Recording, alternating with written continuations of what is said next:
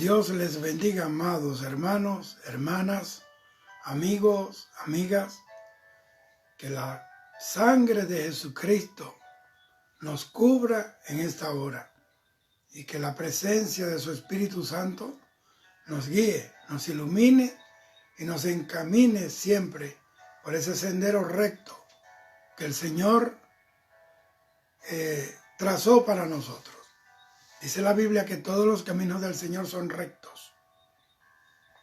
Yo quiero, para entrar en un tiempo en el que vamos a disfrutar de la palabra de Dios, de ese consejo divino, de esa máxima divina que nos fortalece, nos da autoridad, porque no hay persona que tenga mayor autoridad que aquella que se está moviendo dentro de los parámetros y lineamientos divinos.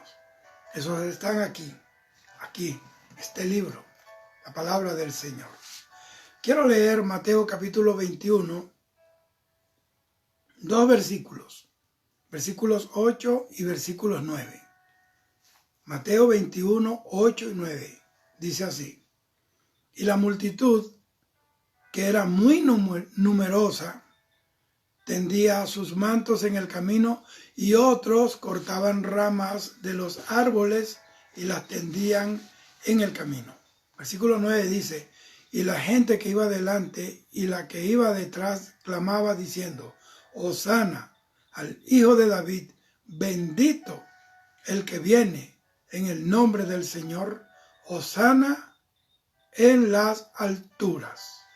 Que el Señor añada bendición a su palabra, que añada fortaleza, fe, autoridad, luz a su palabra, que añada confianza, certidumbre, que somos el pueblo del Señor.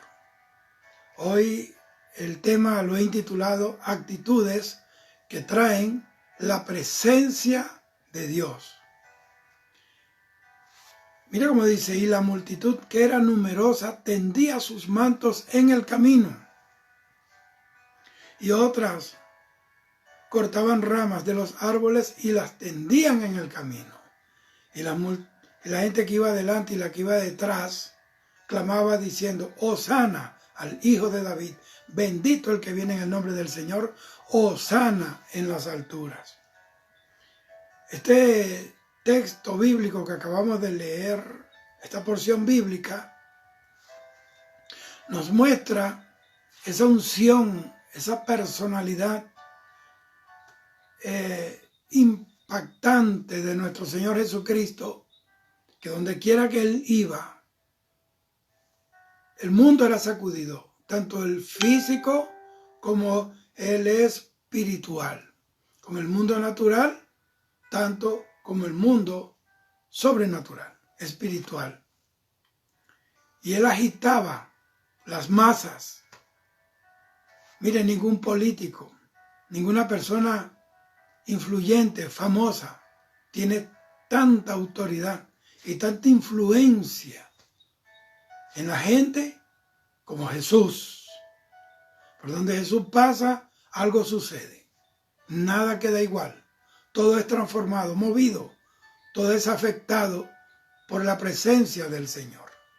Entonces aquí vemos cuando Jesús llegaba a cualquier lugar, cualquier ciudad, cualquier pueblo. La gente, las multitudes se emocionaban de tenerlo allí en medio de ellos. Y dice la Biblia que se despojaban de sus mantos. Y el que no tenía manto, pues iba a un árbol, cortaba una rama y le echaba en el camino por donde iba a pasar el Señor. Pero eso sí, cada quien tenía que aportar lo que tenía y lo que quería para dar la bienvenida al Señor. Ese era un acto de bienvenida al Señor. Este desfile aquí, la entrada triunfal a Jerusalén, que menciona este texto, se parece al texto de David cuando él llevaba el arca del pacto a Jerusalén, luego de años de estar fuera de Jerusalén, porque cuando el pueblo de Israel perdió la batalla, dice la palabra que los filisteos le llevaron hasta el arca. Ellos perdieron hasta el arca. El arca es la presencia de Dios, representa la presencia de Dios. Ellos la perdieron en una batalla. O sea, la derrota más grande no es haber perdido la guerra, la batalla. La derrota más grande es que perdieron la presencia de Dios. Mire usted, es lo que yo estoy hablando ahora. Perdieron la presencia en una batalla. ¿Por qué? Porque las condiciones en las cuales el pueblo fue y los sacerdotes que llevaban el arca de la alianza, el arca del pacto, que representa precisamente ese convenio, ese pacto, esa alianza, esa comunión entre Dios y el pueblo, fue quebrantada, fue rota. ¿Por qué? No porque Dios quería, sino por el pecado que había cometido el pueblo de Israel. Por el pecado de Elí, de los hijos de Elí, del sacerdocio, se había contaminado. Y por eso hubo ese quiebre en esa relación. En Isaías 59 dice que nuestros pecados nos separan de Dios, hacen separación. Entonces, cuando el rey David llevaba el arca de la alianza, el arca del pacto, que representaba la presencia del Señor, dice que iba movida con alegría, con danza, con alabanza, con instrumentos musicales. Y el rey David, el que se preocupó por traer el arca, porque cuando estuvo Saúl, nunca estuvo el arca, porque Saúl nunca se preocupó por traer el arca al pueblo de Israel. En otras palabras, Saúl nunca se preocupó por traer la presencia de Dios a su pueblo. Nosotros, los creyentes, los que conocemos la palabra, sabemos que sin la presencia de Dios nada funciona. La presencia de Dios es la que hace efectiva cualquier acción que favorezca a los pueblos. El Señor lo dijo: mi presencia irá contigo y te daré descanso. El problema por el que hay tanta agitación social, que no hay sosiego, que no hay bonanza, que no hay ese silbo apacible, es por falta de la presencia del Señor. Entonces, allí rodeaban el arca, danzando, saltando. Entonces, ese desfile que iba entrando a Jerusalén, ya en ese desfile ya no iba el arca, sino el mismísimo Dios hecho carne. Óigame, en el desfile del arca que traía David con su comité de adoración, de alabanza, de júbilo, y un pueblo que se regocijaba detrás del arca, un cajón de madera forrado de oro puro por dentro y por fuera. Esa era la presencia. Ese cajón representaba la presencia de Dios en aquellos tiempos. Pero ahora vemos otro tipo de desfile. Ahora el que va entrando a Jerusalén no es un cajón de madera, es el mismísimo Dios encarnado, el Hijo del Dios viviente, el verbo de Dios, el verbo que se hizo carne. El mismo Dios ahora va entrando a Jerusalén. Las cosas iban a cambiar, porque ya no era un utensilio, ahora era la persona. El utensilio hablaba figurando a la persona. Ahora no era una figura la que iba entrando, era la misma persona del Señor, del Dios encarnado. Ellos gritaban: Hosana. ¿Qué significa Hosana? Sálvanos ya. ¿Por qué? porque el pueblo de Israel estaba esperando ese milagro, la liberación del pueblo de Israel, que fuera liberado del yugo del imperio romano que los mantenía ahí esclavizados como una colonia del imperio romano. Pero ellos parece ser que no habían leído, o los maestros de Jerusalén, los escribas, no le habían leído, no le habían enseñado que él venía en ese momento como el cordero que iba a ser inmolado, que iba a ser sacrificado para la redención y la salvación y el perdón del pecado de todo el mundo. Entonces, él entró en ese momento montado en una borriquita, un animal de carga. Y en aquellos tiempos antiguos, cuando un rey o alguien importante, en este caso sería un rey, entraba en un pueblo, si entraba en un burrito, era en son de paz. Eso habla del que venía bajo la figura de alguien sumiso y humilde. Él lo dijo, soy humilde y soy manso de corazón, no de palabra, no de apariencia, de corazón. Entonces, él venía allí así. Su primera entrada en Jerusalén fue en esa figura del rey sufriente, de alguien que iba a sufrir, del Mesías sufriente. Lo vemos en Apocalipsis cuando él entra en el caballo blanco con su vestidura tintas en sangre y un cinto que dice el verbo de Dios, Rey de reyes, Señor de señores. Ya no viene sobre una burriquita, ahora viene sobre un caballo poderoso que representa poder. Viene como un conquistador a conquistar lo que él ganó en la cruz del Calvario. Ahora viene como el Rey de reyes y Señor de señores a tomar posesión de lo que ganó en la conquista, en la batalla, en la arena de los siglos, en el monte Calvario. Bendito sea el Señor, donde derrotó a los principados, las autoridades, las huestes espirituales de maldad, humilló al emperador de la muerte, le arrebató las llaves del infierno y de la muerte a Satanás, y cuando resucita, entonces su victoria es nuestra. Él la insufló, a nosotros nos las transfirió. Somos más que vencedores ahora en Cristo Jesús. Ahora, lo que sucedía para que las multitudes que vemos aquí en ese pasaje que acabamos de leer, para que esas multitudes se despojaran y se agitaran, era que Jesús estaba con ellos. El Rey mismo estaba con ellos. La fiesta se hacía en honor al Rey del cielo, pero en este momento el mismísimo Rey estaba entre ellos. Lo vieron. Por eso que dice la Biblia en Juan 1, y vimos su gloria. Gloria como la del unigénito del Padre. Vieron su gloria. Entonces,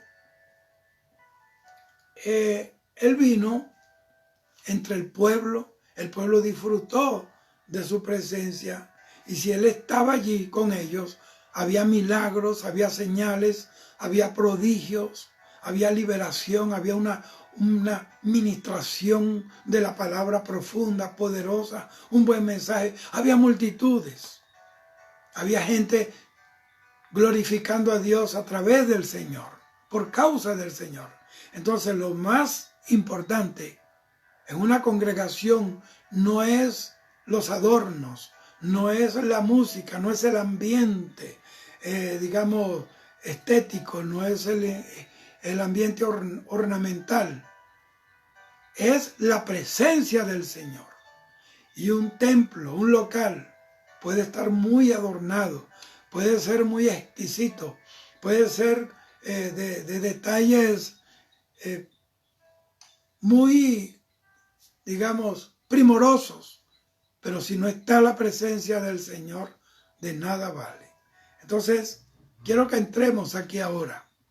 El tema es cualidades que traen la presencia de Dios, actitudes que traen la presencia de Dios. Ahora, las actitudes o el objetivo que persiguen los que predican la palabra, los ministros de la palabra del Señor, es que la gente, mucha gente, la mayor cantidad de gente entre en el camino del Señor y sean edificados a través de la palabra, convencidos de que Jesucristo es el Señor. Y es importante recalcar que si la presencia de Dios está en medio de la congregación, entonces van a ocurrir muchas cosas. Van a ocurrir milagros sin necesidad de hacer tanta faramaya, sin hacer tanto esfuerzo humano, sin tratar de provocar algo que Dios no quiere. La presencia de Dios lo tiene todo. El Señor llenará las iglesias de su presencia. Y en la presencia de Dios, esa misma presencia atraerá a los que son de Dios. Entonces, ocurren muchas cosas maravillosas cuando la presencia de Dios está allí. Pero hay que saber cuáles son esas actitudes, qué cosas son las que hacen que la presencia de Dios se manifieste, o mejor dicho, qué es lo que atrae la presencia de Dios. Tome nota. Lo primero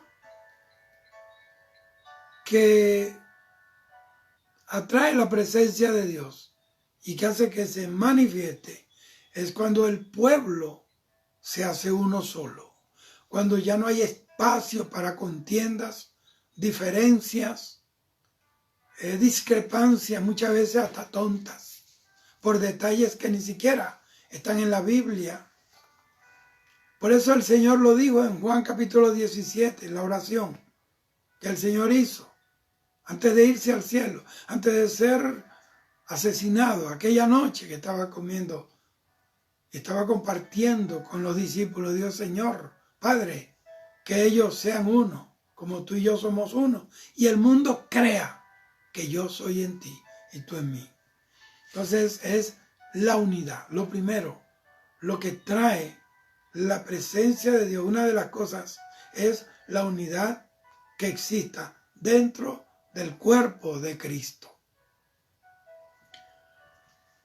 El Señor nos manda en 1 Juan capítulo 1, versículo 7, dice que si andamos en luz, como Él está en luz, tenemos comunión, o sea, una unión común, comunión los unos con los otros. Y la sangre de Jesucristo, su Hijo, nos limpia de todo pecado. Pero, yéndonos al Antiguo Testamento, en el libro de Génesis, capítulo 5, capítulo 11, versículos 5, 6 y 7, donde habla de la edificación de la Torre de Babel, y dice que ellos se unieron para edificar una torre cuya cúspide llegare al cielo. Entonces dice así, Génesis 11, 5 al 7, dice, Jehová descendió para ver la ciudad y la torre que edificaban los hijos de los hombres. Versículo 6, dijo Jehová, mira, el pueblo es uno y todos estos tienen un solo lenguaje. Han comenzado la obra y nada los hará desistir ahora de lo que han pensado hacer. Ahora pues, descendamos y confundamos allí su lengua para que ninguno entienda el habla de su compañero. Pero a mí me llama la atención y resalte esto. El pueblo era uno, aunque estaban haciendo algo incorrecto. Pero cuando hay unidad, así sea para hacer lo malo, se logran grandes propósitos, por supuesto, que ellos llevará a una tragedia eterna. Llevará a la condenación eterna. Y dice que hablan, ellos tienen un solo lenguaje, tenían una sola manera de hablar. Tenían una misma palabra, hablaban lo mismo, se entendían. Alabado sea el Señor. Entonces, escucha esto. Lo primero que yo estoy tomando esto es algo negativo, pero para que usted entienda, mire esto. El pueblo de Dios, somos un pueblo de victoria. Tenemos la victoria de Cristo.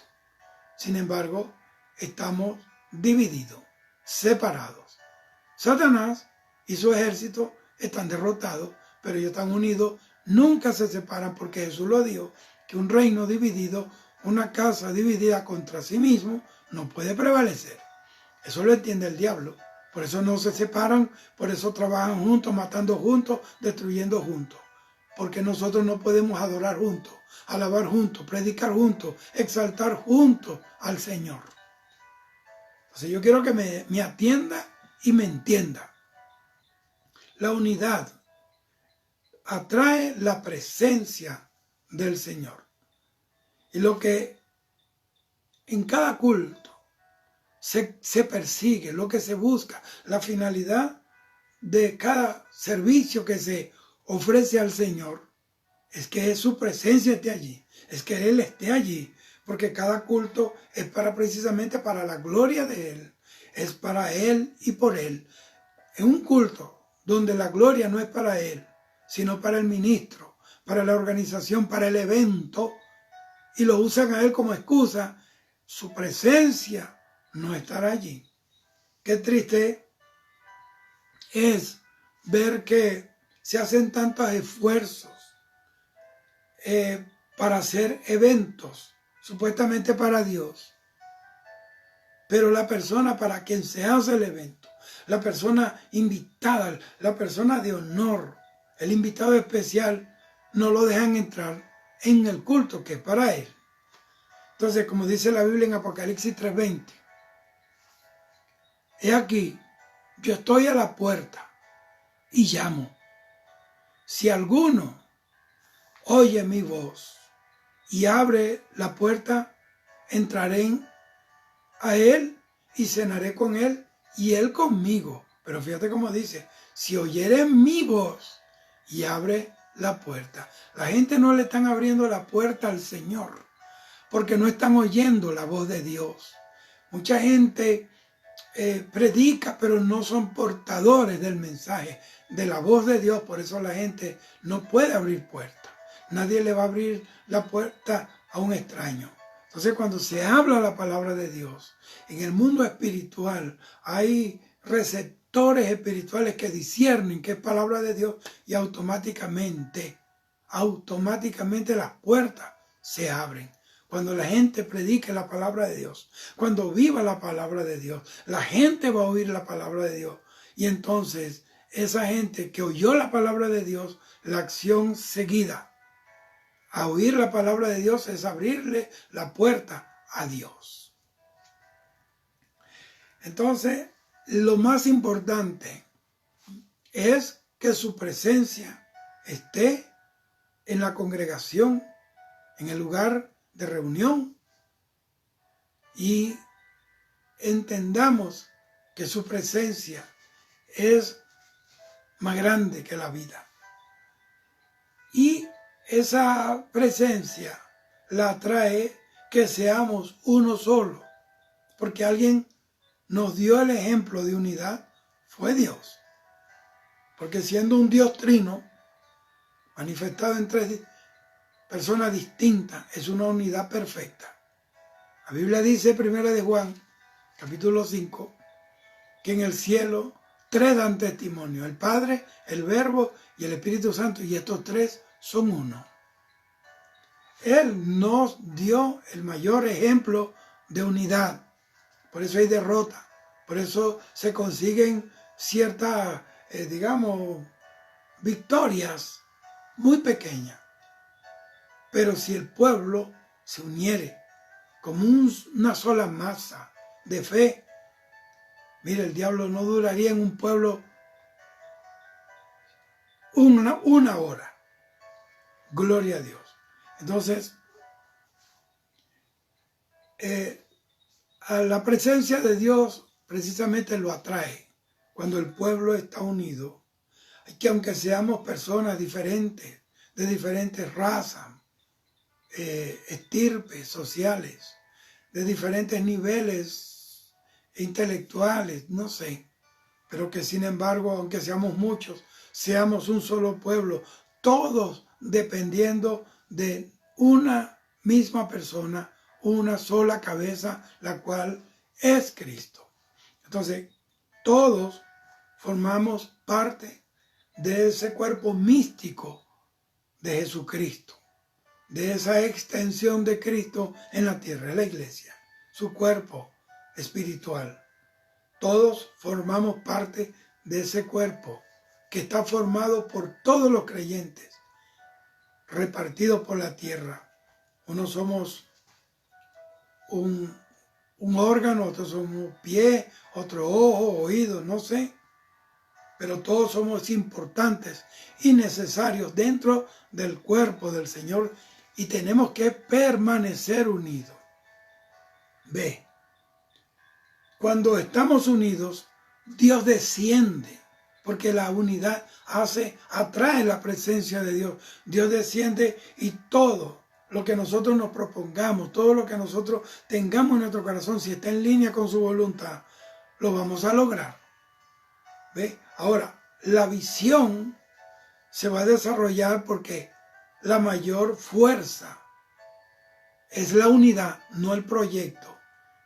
El proyecto es un objetivo, sino la unidad. Esa es la mayor fuerza, la unidad. Unidad.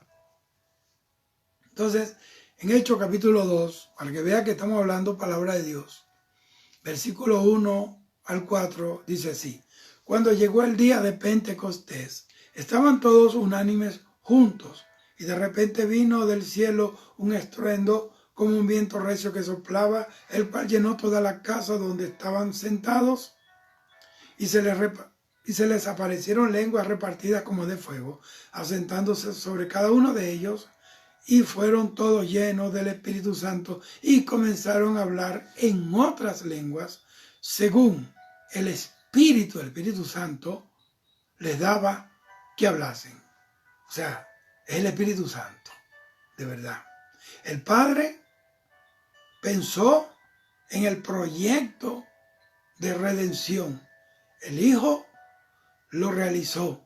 Y el Espíritu Santo, con su unción en la tierra, mantiene ese cuerpo vivo espiritual que es la iglesia para cerrar el ciclo, para cerrar el programa de la iglesia en la tierra. ¿Cuándo se cierra esto?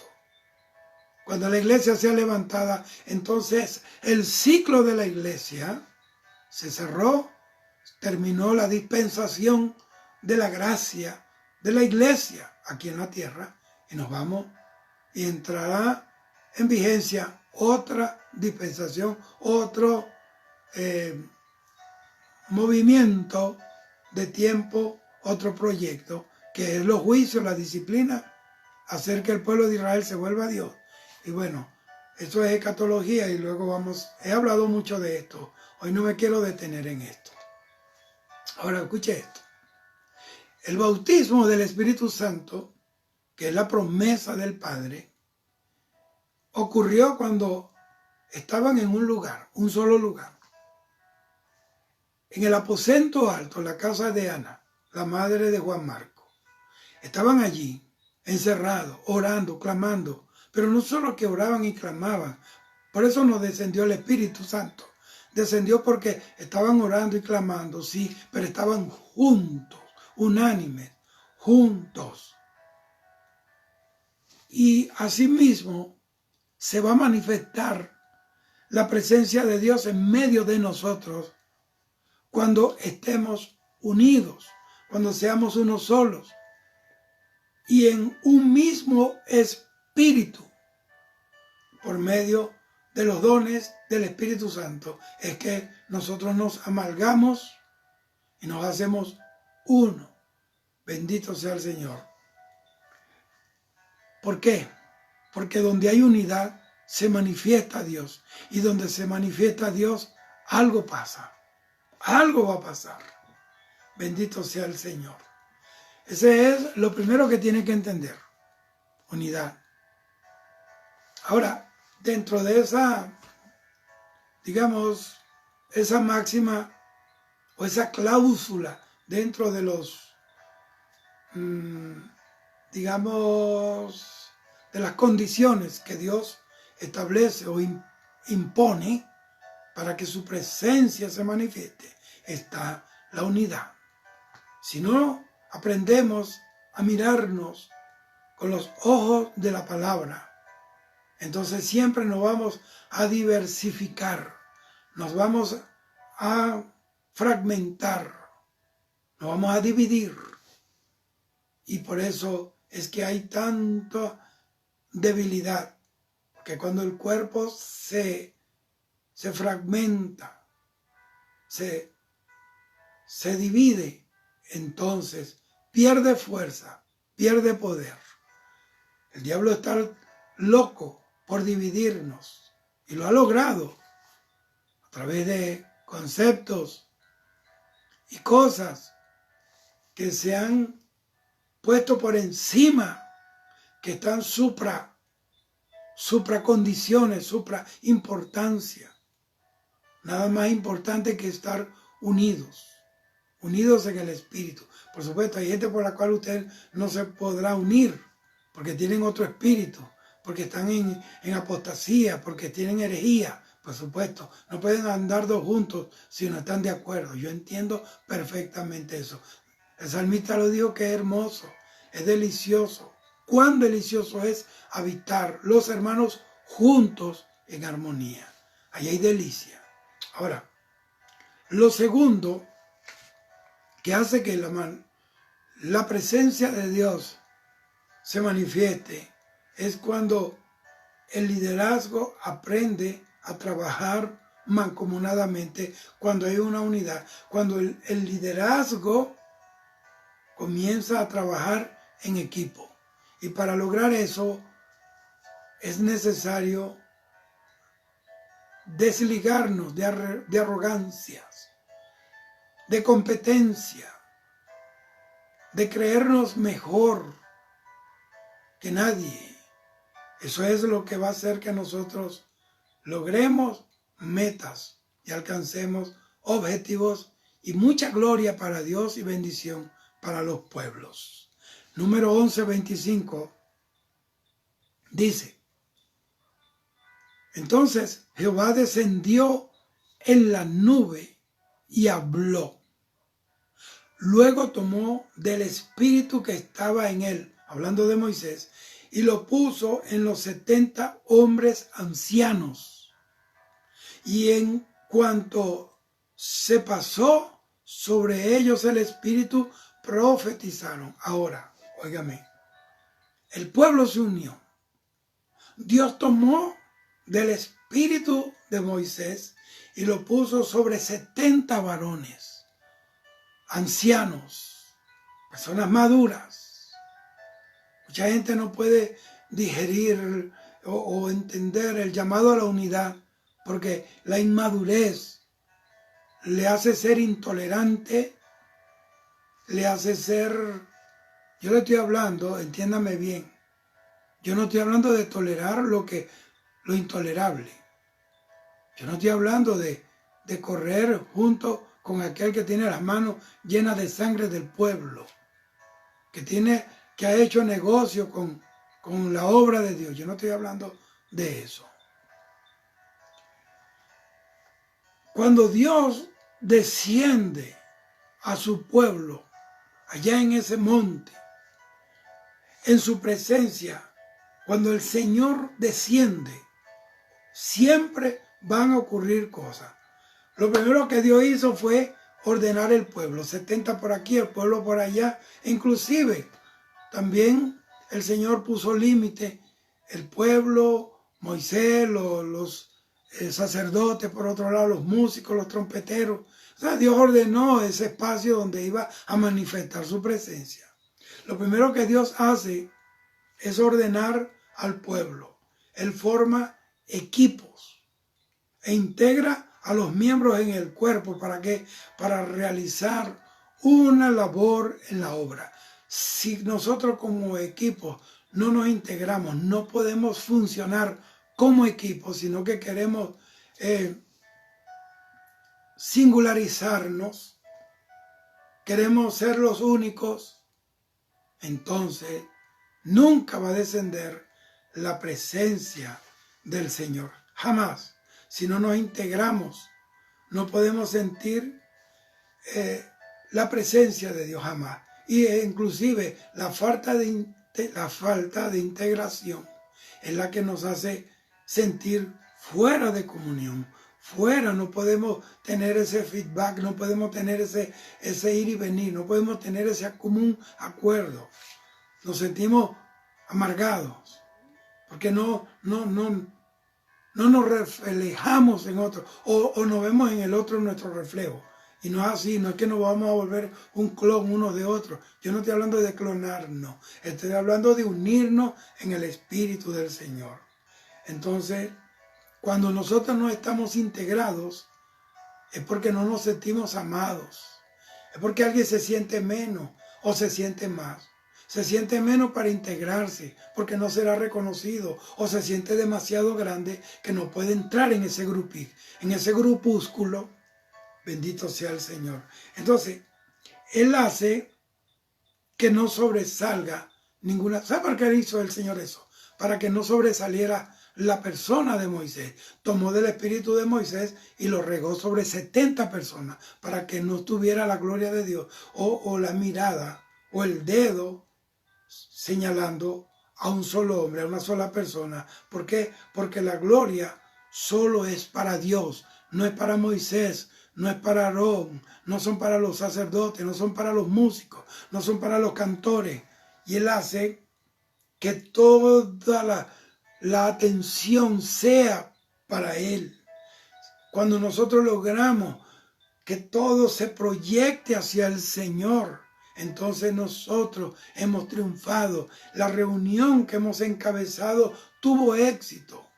No es exitosa cuando se aplaude, cuando se grita, cuando entran ofrendas y pactos en las arcas y en los cofres de ofrendas. No, sino cuando Dios es exaltado, cuando el pueblo corre a su presencia y lo exalta como el único y soberano de Dios, la única persona por la cual se movieron a ese lugar, por la cual aplaudieron, gritaron, saltaron para Él y por Él.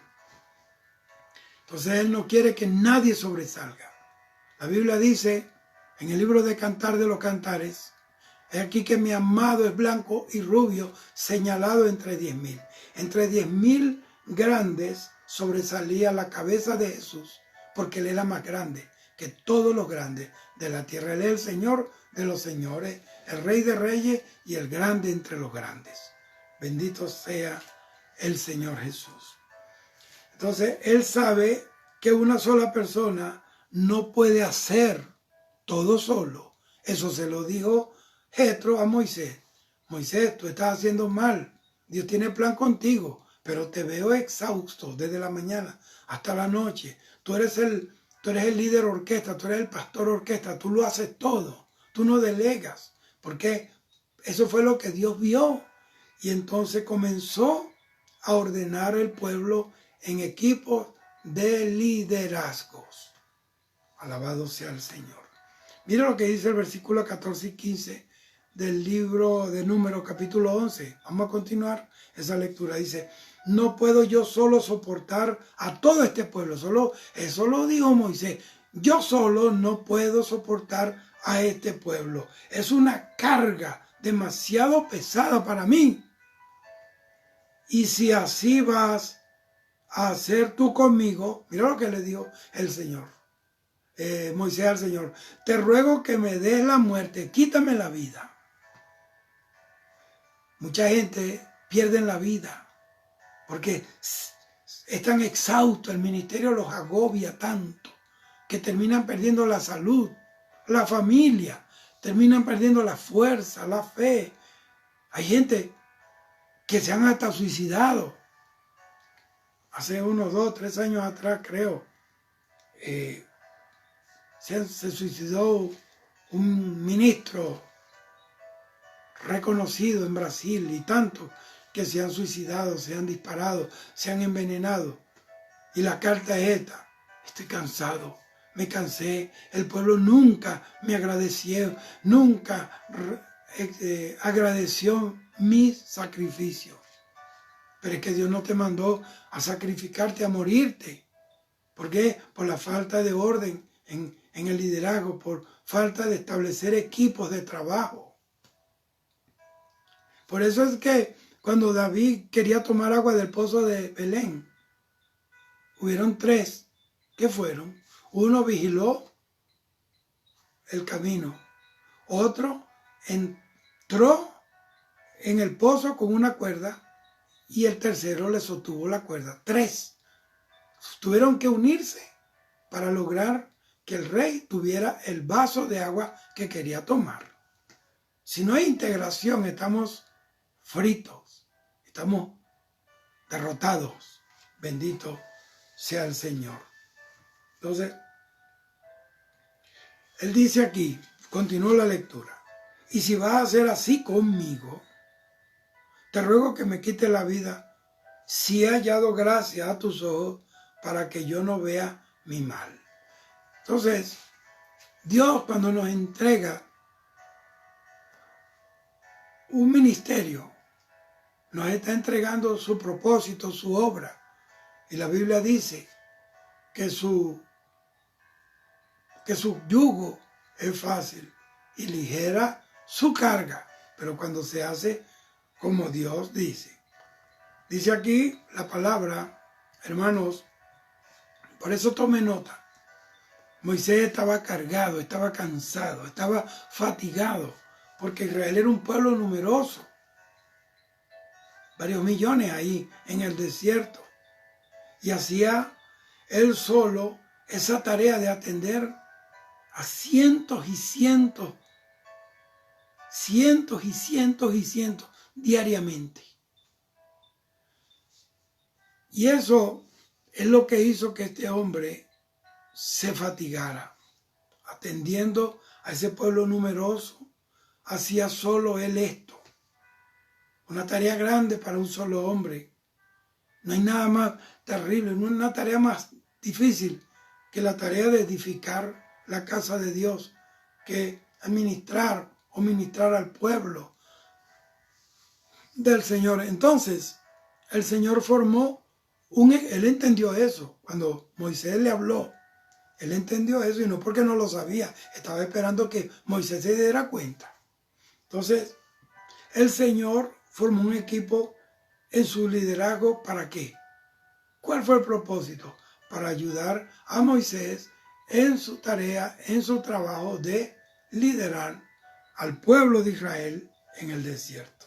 Mire lo que dice el versículo 16, 17, 24 y 25. Dice así. Entonces Jehová dijo a Moisés, reunión, convocatoria, a 70 varones de los ancianos de Israel, seleccionados, los seleccionó, que tú sabes que son ancianos del pueblo, y a sus principales, y tráelos a la puerta del tabernáculo de reunión, y esperen allí contigo, es decir, que estén bajo tu autoridad. Y yo descenderé y hablaré allí contigo, y tomaré del espíritu tuyo, o sea, de tu unción que está sobre ti, y pondré sobre ellos. Eso es, que lo hizo partícipe de la misma visión que Moisés. Si nosotros como líderes, como ministros, no logramos que el pueblo que está con nosotros, que Dios puso con nosotros, no logre captar nuestra visión, entonces nunca vamos a llegar al lugar correcto. Porque hay una variante. Tenemos que ser un pueblo, una visión, una fe, un espíritu, un bautismo, un solo Señor, un solo sendero. Entonces dice así, de la unción tomaré del espíritu, de la unción que está en ti, y pondré sobre ellos. Y llevarán contigo la carga del pueblo, y no la llevarás tú solo. Eso habla de responsabilidad. Dios repartió responsabilidad al pueblo. El problema es ahora que la gente no quiere ser responsable. La gente no quiere responsabilizarse por la obra de Dios. La gente no quiere compromiso. La gente quiere una vida así, a la ligera, light, sin tener que comprometerse. Y eso es un problema. Eso es un problema. Entonces dice así, responsabilidad. Usted tiene que entender, tiene que ser responsable. Y salió Moisés y dijo al pueblo las palabras de Jehová, y reunió a los 70 varones de los ancianos del pueblo y los hizo estar alrededor del tabernáculo. O sea, le asignó una tarea, un trabajo. Entonces Jehová descendió en la nube y habló y tomó del espíritu que estaba en él y lo puso en los 70 varones. Y cuando posó sobre ellos el espíritu de Moisés, profetizaron. ¿Por qué profetizaron? Porque Moisés era un profeta. Deuteronomio 18:18 dice, Dios levantará profeta entre vosotros como a mí. Y el que no oyere la voz de ese profeta será desarraigado del pueblo. Entonces, profetizó porque el espíritu de Moisés era un profeta. Lo que está en uno se va a manifestar en el pueblo que Dios nos entregó para que lo cuidáramos y lo guiáramos.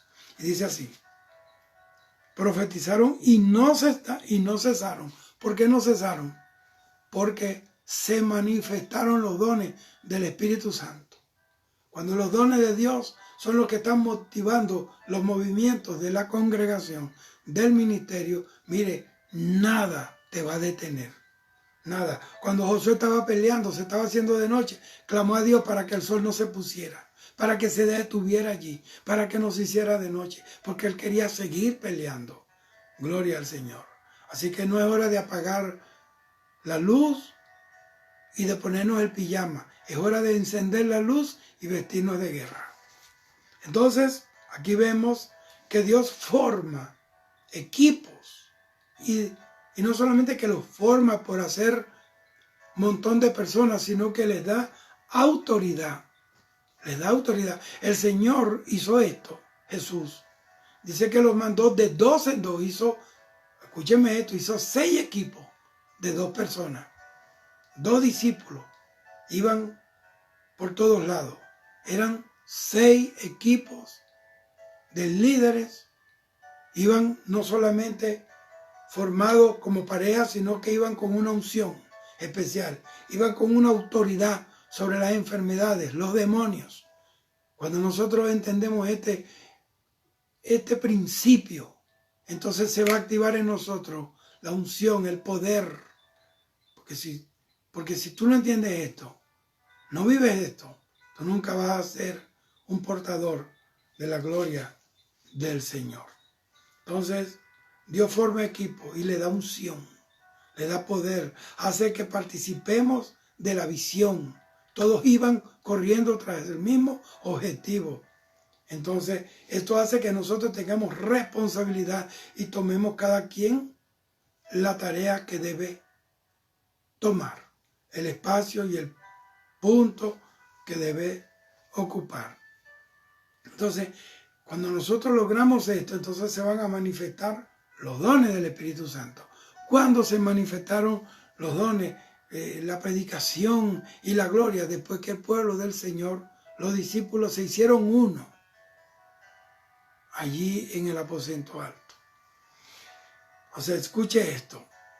Todos tenemos dones. Usted tiene don, yo también. La Biblia dice que el Señor, subiendo a las alturas, dio dones a los hombres. Solo que la gente tiene que aprender a descubrir el don que Dios le ha dado y manifestarlo. ¿Qué son los dones? Los dones son, la palabra lo dice, dones, regalos, obsequios de Dios, no por obra, sino por su gracia. Él nos dio algo porque no lo merecíamos, sino que nos dio sus dones para que lo representemos y lo glorifiquemos a Él, no a nosotros. Entonces hay gente que se le manifiestan los dones y termina recibiendo la gloria a Él, que piensan que Él es el que hace los milagros, que piensa que Él es el que profetiza, que piensa que Él es el que hace. No, los dones son para la gloria de Dios.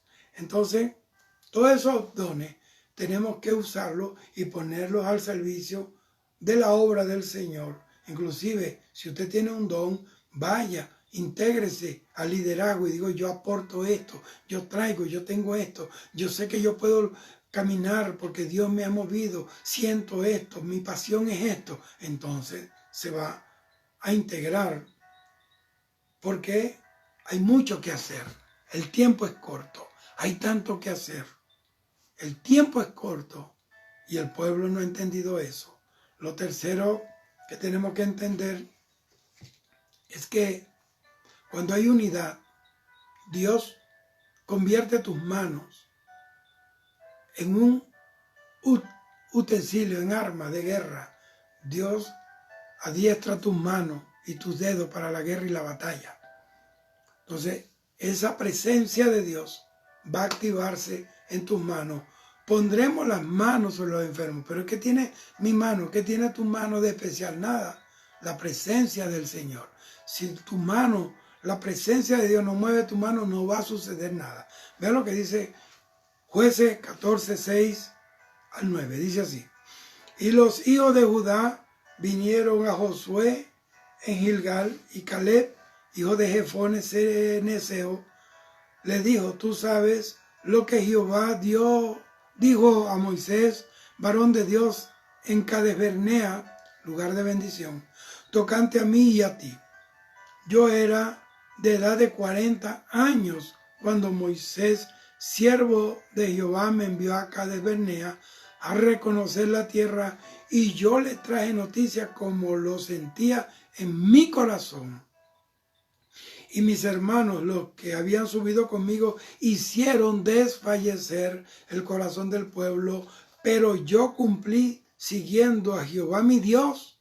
Entonces Moisés juró diciendo: ciertamente la tierra que oyó tu pie será para ti y para tus hijos en herencia perpetua, por cuanto cumpliste siguiendo a Jehová mi Dios. Oiga esto. Cuando la unción de Dios cae sobre una persona, esa unción es muy poderosa. Pero para que venga la unción, ¿qué hay que hacer? Tiene que estar la presencia de Dios. Nadie puede tener unción sin la presencia de Dios. La presencia de Dios es la que asegura la unción de Dios.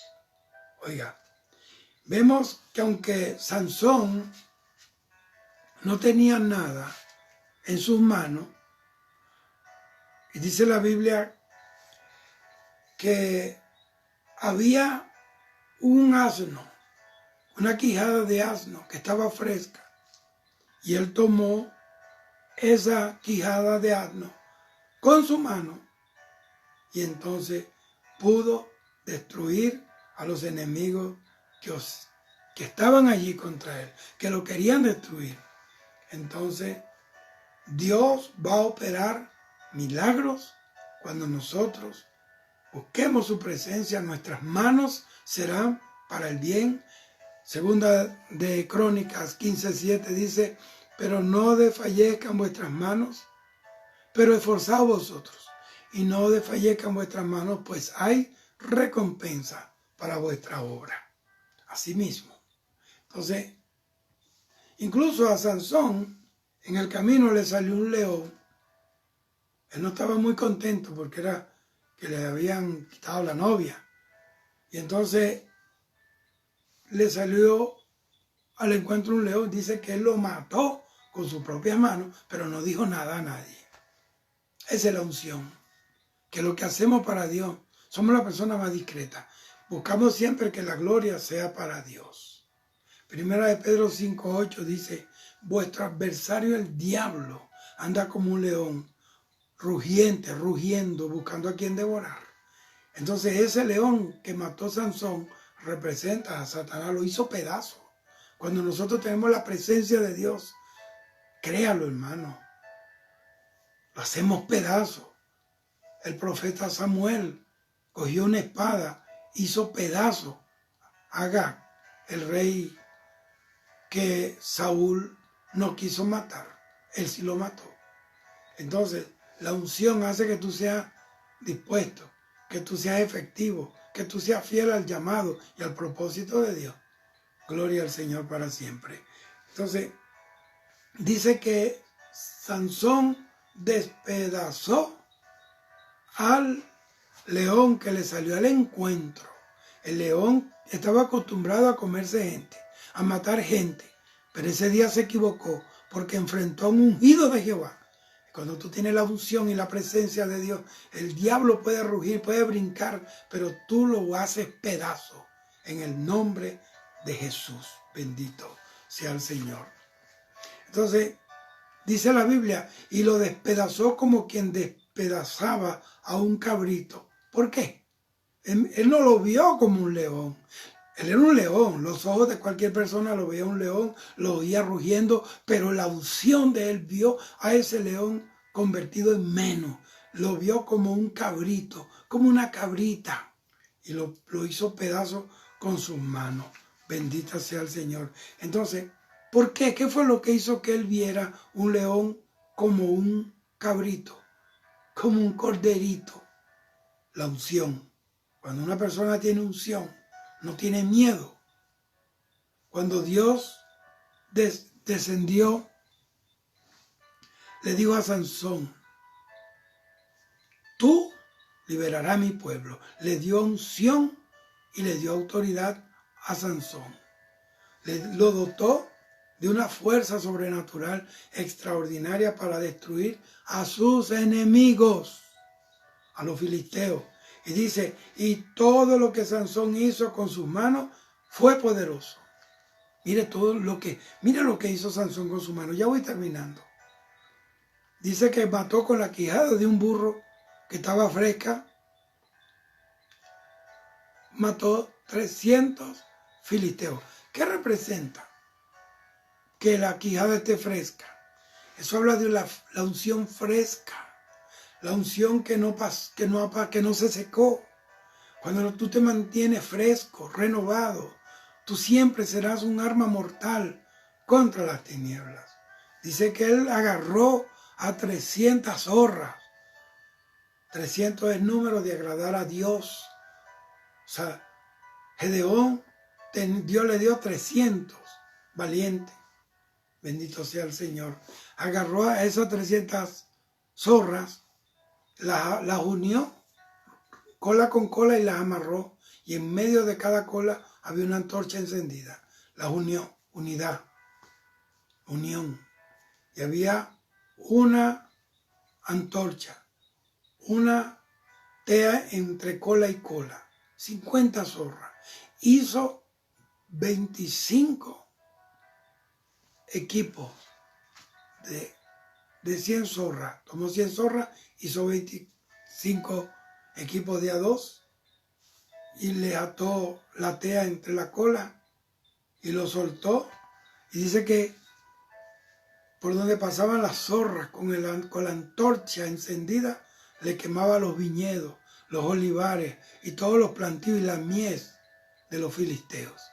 Cuando nosotros nos unimos, la unción, el fuego del Espíritu Santo comenzará a quemar los plantíos de Satanás, la mies de Satanás, los viñedos del diablo, todas las siembras de Satanás, todo lo que Satanás sembró en nuestro pueblo serán quemados en el nombre de Jesús. Dice a él, la Biblia, que a él le ataron las manos con soga, que era como, dice que era como lino quemado por el fuego en sus manos y se desataba. ¿Por qué esas sogas se volvían como lino quemado y se desataba? Porque la presencia de Dios estaba allí. Cuando tú tienes la presencia de Dios, nadie detendrá tus manos, nadie te va a detener. Eliseo murió, pero murió profetizando, dando la última profecía y se cumplió. Bendito sea él. Jesús murió diciendo, consumado es. Aleluya, que nadie te detenga, que nadie detenga tu mano. Sigue trabajando, que nuestro galardón está próximo a ser recibido. Dice que mató a 1000 filisteos, hermano, con una quijada de burro. Lo que te estaba diciendo no eran 300, eran 1000 filisteos, 1000 con una quijada de burro. Entonces, dice también que a él lo estaban esperando, él estaba con una ramera bebiendo, fíjese usted, y detrás de la puerta de la ciudad lo estaban esperando los filisteos con lanzas, con flechas, con dardos, con jabalinas para matarlo. Pero él ¿Quién le avisó? Dios mismo. Levantó la puerta con tus pilares, corrió y la clavó en una montaña. Entonces dice que con sus manos rompió los cerrojos, las clavijas que ataban la puerta a los pilares de la ciudad. Él arrebató, la arrancó de los pilares. Bendito sea el Señor para siempre. Le amarraron sus trenzas a la tela y se aseguraron su guedeña con una clavija, pero dice la Biblia que con sus manos rompió la clavija que lo ataba. O sea, este era un hombre que no lo podían atar, aunque él buscaba que lo ataran. Sin embargo, la misericordia de Dios ministrándole, allí, ministrándole. Hasta que llegó el día que se cansó Dios y lo dejó solo. Sin su presencia era un hombre como cualquiera. La presencia de Dios es la que lo hacía a él ser diferente. Entonces, cuando él estaba ya sin ojos, con el cabello ya rapado, ya le había crecido, o sea que pasó tiempo ese hombre moleando piedra, siendo la burla de los filisteos.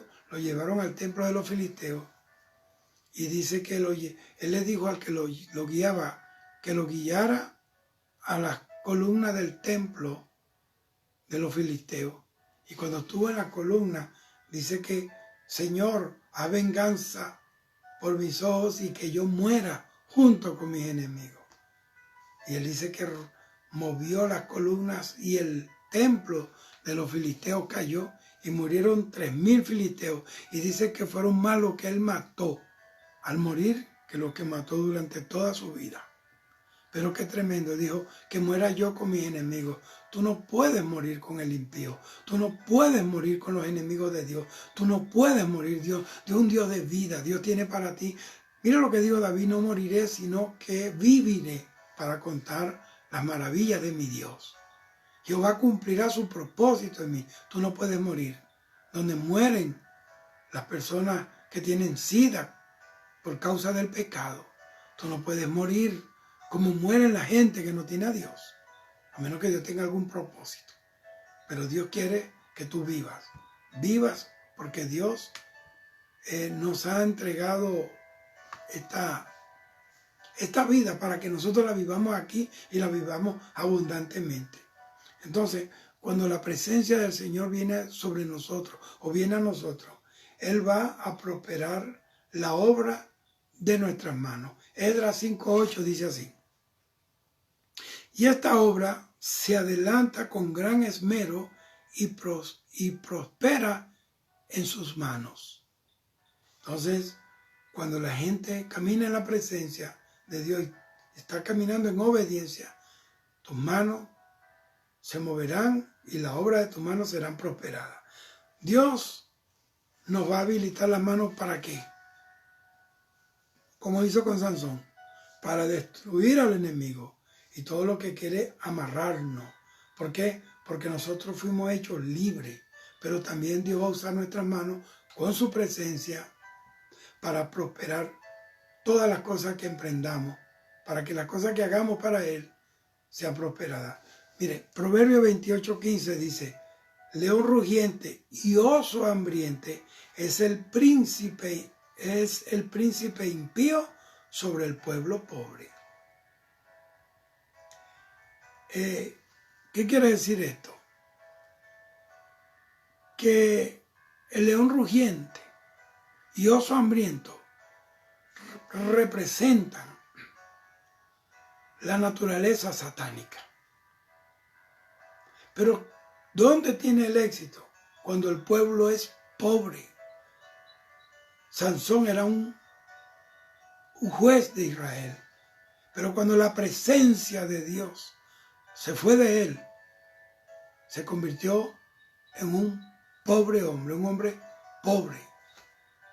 Cuando el espíritu del Señor Jehová se apartó de Saúl, él era un rey, pero era un pobre rey. Dios nos va a habilitar nuestras manos, a nosotros los cristianos, para ir y hacer la obra de Dios y ayudar al que es pobre, al que está esclavizado, rescatarlos de las fauces, de las garras del león, del abrazo del oso, a levantar al caído y a orar por toda la gente que está desfalleciendo. Entonces, cuando nosotros tenemos la unción, inclusive intercedemos por nuestras naciones y por los pueblos, Dios oye. Como pasó con Isaías cuando intercedió, cuando Senaquerib amenazó y ofendió al pueblo de Israel con una carta. Dice que esa noche el ángel de Jehová salió por el campamento de los asirios y dice que mató a 185,000 asirios en una sola noche. En la mañana amanecieron el reguero de muertos. Un solo ángel mató a 185,000.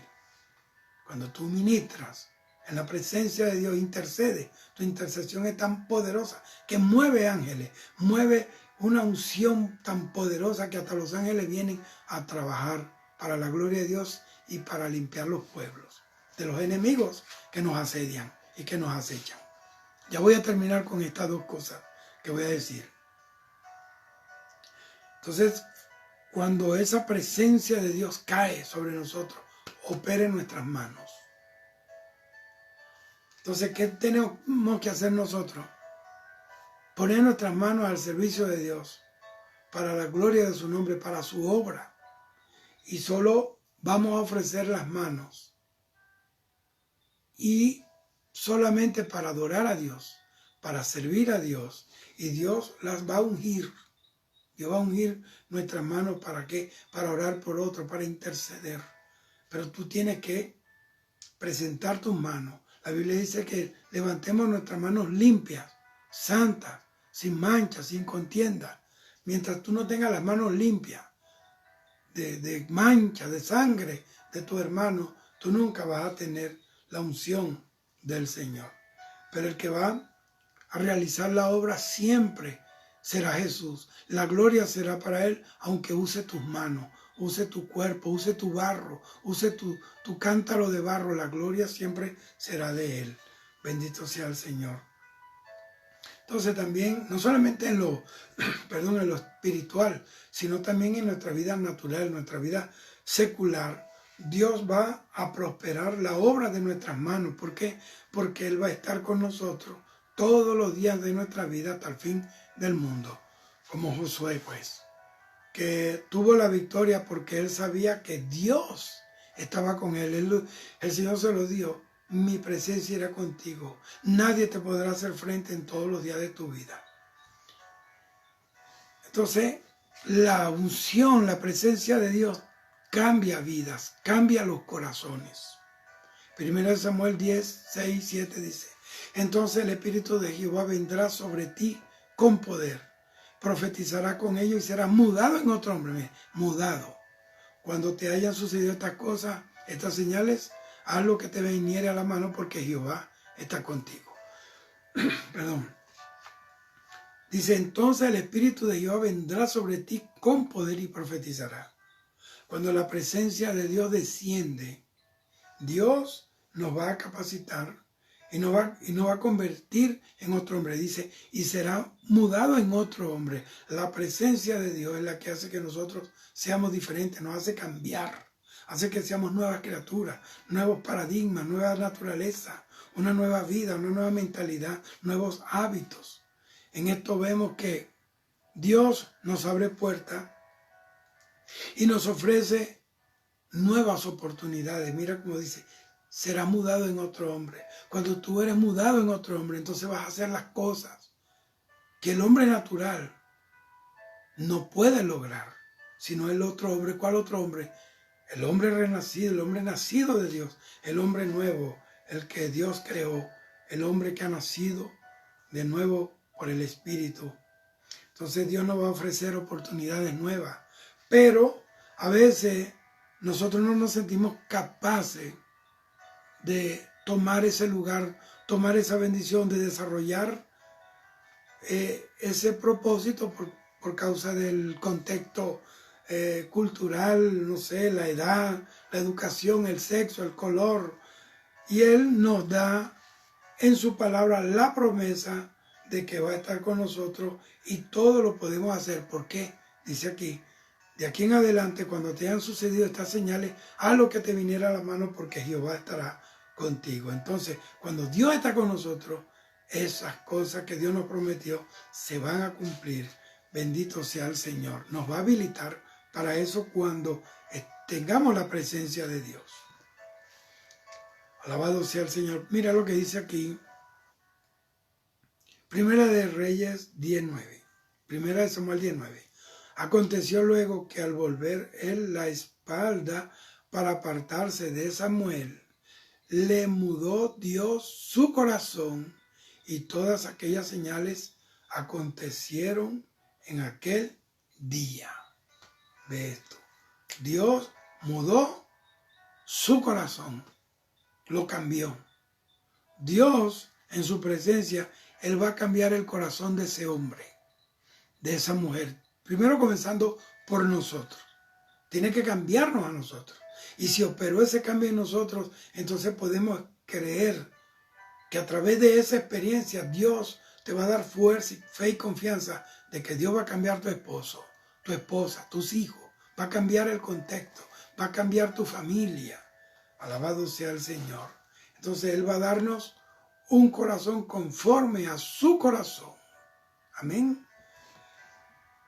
Entonces, su presencia nos da pasión, nos da convicción, nos da credibilidad, nos da conexión, nos conecta.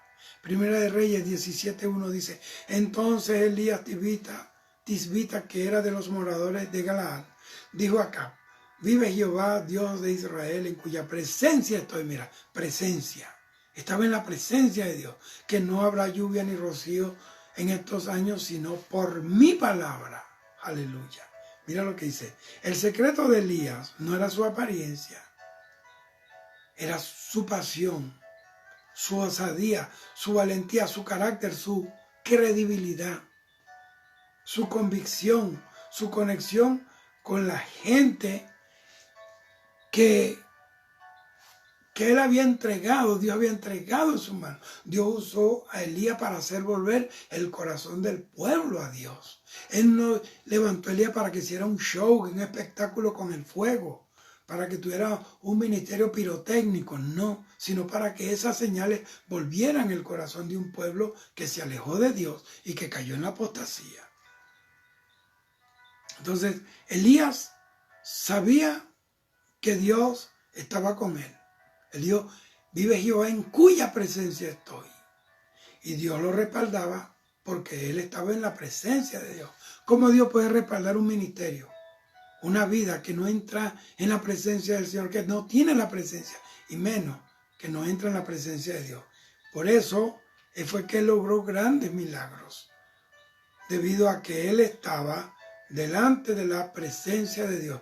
Mira, y eso lo dijo el Señor Jesús en Mateo 6:33. Mas buscad primeramente el reino de Dios y su justicia, y todas estas cosas os serán añadidas. Cuando tú buscas la presencia de Dios, cuando tú estás allí, Dios te da cosas y aún te añade. Bendito sea el Señor. Debemos buscar primeramente el reino de Dios y toda su justicia. Debemos buscar su presencia y todas las demás cosas te vendrán por añadidura, serán añadidas. Entonces, ¿qué da la presencia de Dios? Lo último, y con esto concluyo, da plenitud de gozo. Una persona que tiene la presencia de Dios tiene un gozo pleno. El Salmo 16:11 dice, me darás a conocer la senda de la vida, conocimiento. En tu presencia, hay plenitud de gozo, y en tu diestra deleites para siempre. David, Él amaba la presencia de Dios. Dice, tu presencia amo. Te adoro, te alabo 7 veces al día, Señor. Era un rey, sacerdote, era un profeta. Él tenía mujeres, tenía hijos, tenía un pueblo a que atender. Y sin embargo le daba tiempo de adorar a Dios 7 veces. 7 veces al día. Hoy la carencia de tiempo para Dios, la falta de disposición de dedicar tiempo para buscar la presencia de Dios, para honrarlo, es lo que ha hecho que tanta gente esté inefectiva. Sí, ahí a media máquina y no vea la gloria de Dios completamente en su vida. Entonces David amaba a Dios, amaba su presencia. Él decía que era mejor un día en su presencia que 1000 días fuera de él. Entonces él se daba cuenta que era allí que le era revelada a David la senda de la vida, y solo delante de él, cuando una persona entra en la presencia de Dios, tiene su presencia, entonces puede tener plenitud de gozo, y a la diestra del Señor hay deleite para siempre. A la diestra del Señor, a tu diestra. ¿Quién está a la diestra del Señor? ¿Quién está a la diestra del Padre? Jesús. Ahí está tu deleite eterno y para siempre. Gloria a Dios. Entonces, en la presencia de Dios hay sanidad, hay bendición, hay prosperidad, hay gloria, hay plenitud, por lo que nosotros debemos procurar sobre todas las cosas la presencia del Señor, y que esa presencia descienda sobre nosotros. ¿Por qué? Porque no nos vamos a mover si su presencia no está con nosotros. Eso lo dijo Moisés. Si tu presencia no va conmigo, no me mueva de aquí. Y el Señor le dijo, mi presencia irá contigo y te daré paz. Entonces, cuando nosotros venimos al servicio, cuando venimos a la presencia de Dios, atribulados por los problemas naturales, por la cotidianidad, por las pruebas, por las deudas, por conflictos, y entramos a la atmósfera de su presencia, nosotros enseguida recibimos consuelo, recibimos fortaleza, recibimos unción, y Él nos hace entender que hay un propósito, y el Señor está allí para nosotros, que nos da una respuesta, nos da una salida en el conflicto. Él abre una puerta donde nadie más la abre. Él abre pozos donde no existen, crea fuentes donde no hay, en el desierto. Entonces, una mano desciende de su presencia para ayudarnos y nos llena de gozo, de paz, ese gozo pleno que nos hace tener una vida abundante, una vida agradable, no solamente para Dios, para nosotros mismos y para los que están con nosotros, que tienen relación con nosotros. Este es el tema que yo quiero que usted lo lleve en su corazón. Las cualidades, las características, los secretos que hay para traer la presencia de Dios, las actitudes que traen la presencia de Dios. Que Dios te bendiga, que Dios te guarde. Busquemos la presencia de Dios, solamente así podremos ser efectivos en un mundo lleno de tinieblas, y podemos trastornar las tinieblas y las obras infructuosas del infierno. Que Dios te bendiga y Dios te guarde. Chao.